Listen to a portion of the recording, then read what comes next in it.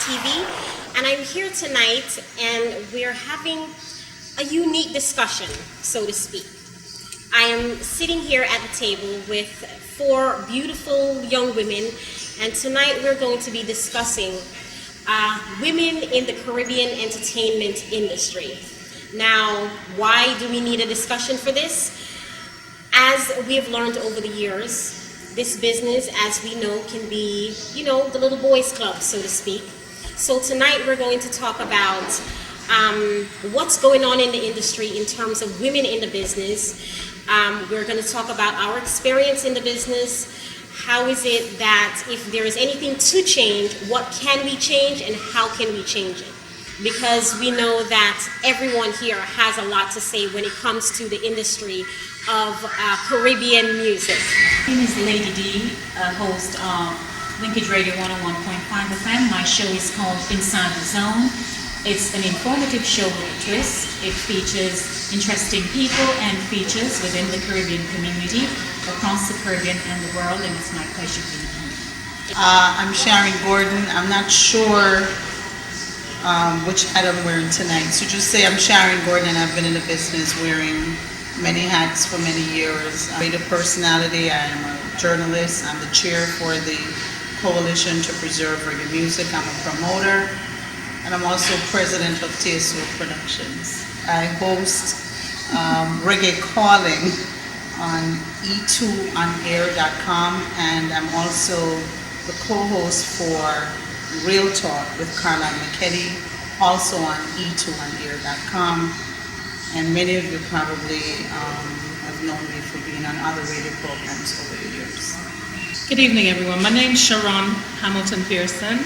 I'm what you call a newbie in the industry, but I do host a program also on E2 On Air on Sunday evenings called The Conduit Show.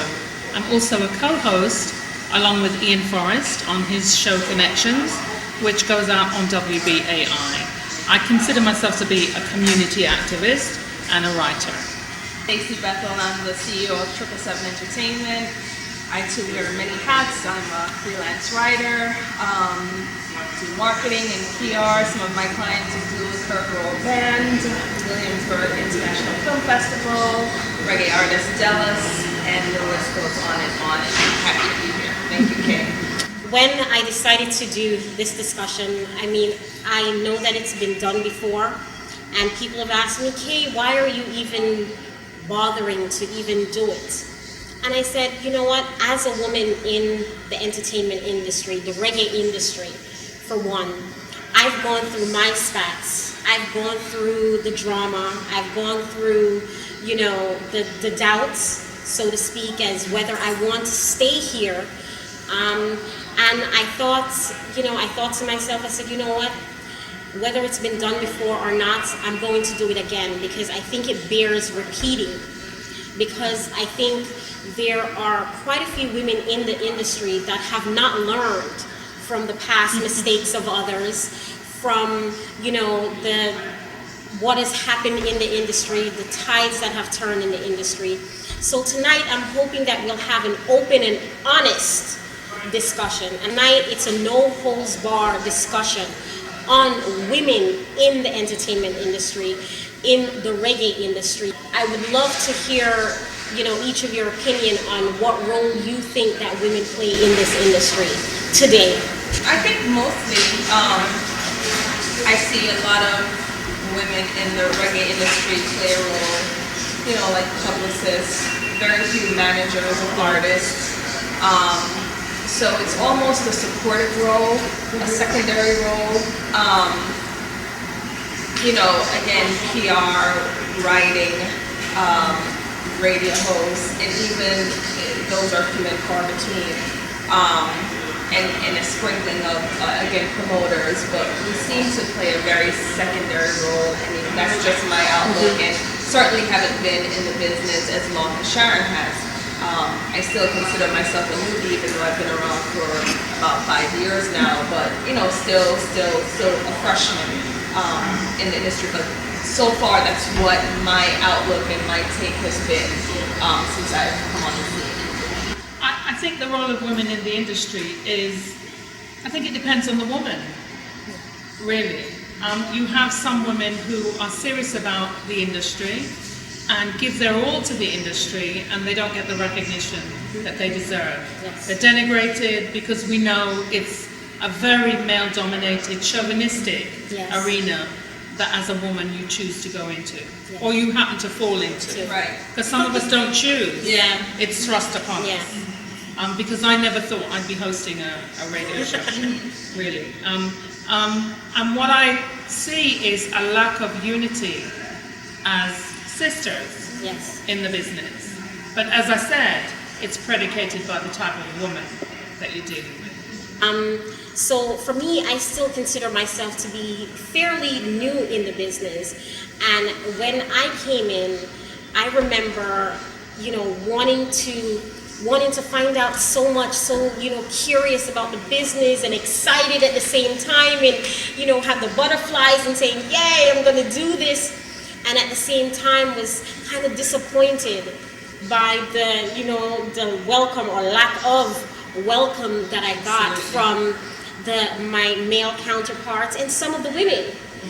And I got to the point at one time I'm like, okay, well, maybe this is not for me. And, and someone said to me, and this person actually is my son, he said to me, Mom, but if you love it, why would you give it up? And I said to him, you know what? You're absolutely right. If I love it and this is my passion, then I should go forward. And I've had to grow a tough skin, in this business and kind of let things roll off your back and not take it personally. But at the same time, the role that the women play just seemed to be, for some women, just it's as if our male counterparts say, here is a little bit of something, and you deal with that. Here's something, you can do that. But I'm holding you there, and you can't go further than that. You better not go further than me.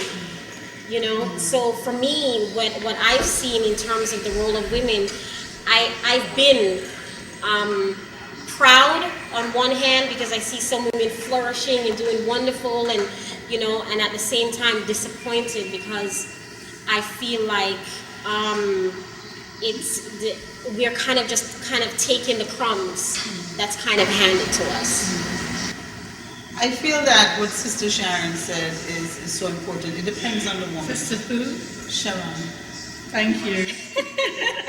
Y'all are going to be confused. I'm Sharon, and I'm Sheron. Okay. Don't get it twisted. S-H-E.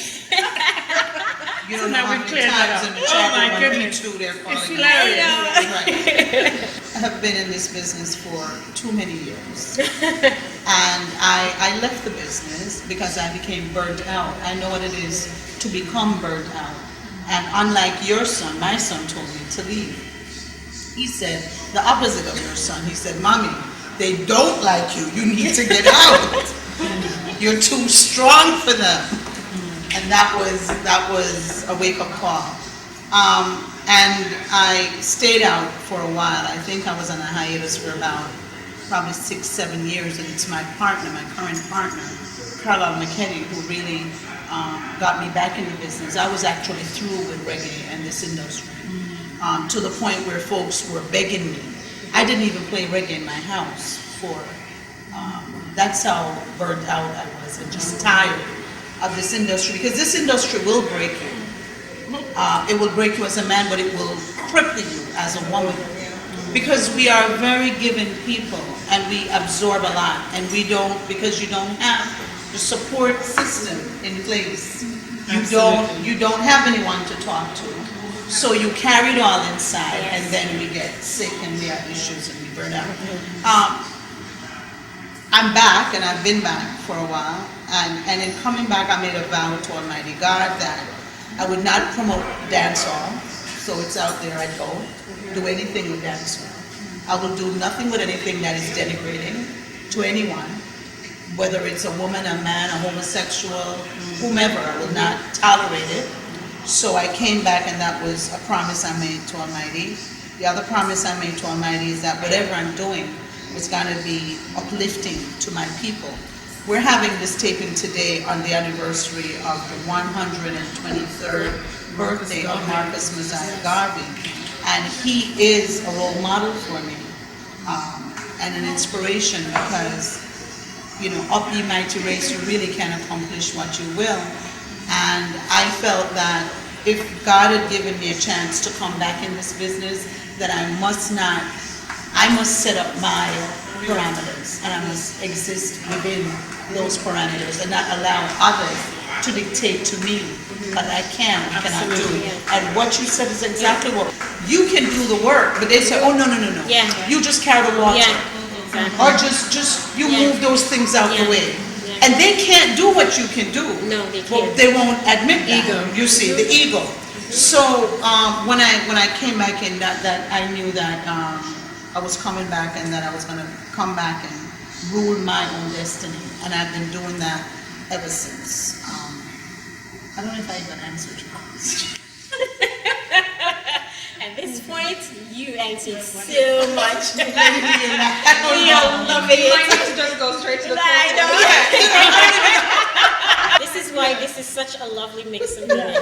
This is why. Now, you know, I'm happy Kay brought this up, and she has admitted that yes, people have discussed this over and over again. But as individuals, we bring our own perspective. And I was just trying to get my thoughts together, and I came across an article that was written by Christina Funkerson. And it's titled "The Music Industry from the Perspective of Women." And she cited two examples of women who are coming out of Africa. And one of them, her name is Miriam. She says, you're a woman more than a musician, a rapper, and then life continues thereafter. She goes on to say, when they ask the man to do 10, the woman has to do 20. Absolutely. And she goes on to say, it's like everywhere in the world and within all sectors, it's up to us to fight and prove that we are as good as them or better.